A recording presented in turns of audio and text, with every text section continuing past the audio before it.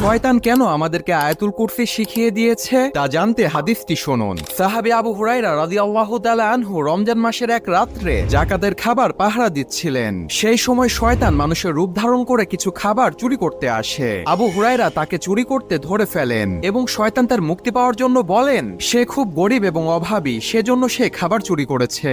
আবু হুরায়রা তার কষ্ট দেখে তাকে ছেড়ে দিলেন। দ্বিতীয় দিনে ঠিক একই ঘটনা ঘটে এবং শয়তান আবারও মুক্তি চায়। সেই রাত্রেও তাকে ছেড়ে দেওয়া হয়। তৃতীয় দিনে শয়তান আবারও চুরি করতে আসে, কিন্তু আবু হুরায়রা তাকে ধরে আর ছাড়লেন না। তখন শয়তান তার নিজের জীবন বাঁচানোর জন্য বলল, তুমি আমাকে ছেড়ে দাও, আমি এর বিনিময়ে তোমাকে এমন একটি জিনিস শিখিয়ে দিব যা করলে তোমাকে আল্লাহ তাআলা শয়তান থেকে রক্ষা করবে। এই বলে তখন সে শয়তান আয়াতুল কুরসি শিখিয়ে দিলেন। এই ঘটনা সাহাবী আবু হুরায়রা রাসূল সাল্লাল্লাহু আলাইহি ওয়াসাল্লামের কাছে বর্ণনা করলেন। তখন রাসূল বললেন, সে শয়তান তোমাকে সত্য বলেছে। ইসলামিক ভিডিওর জন্য সাবস্ক্রাইব করুন।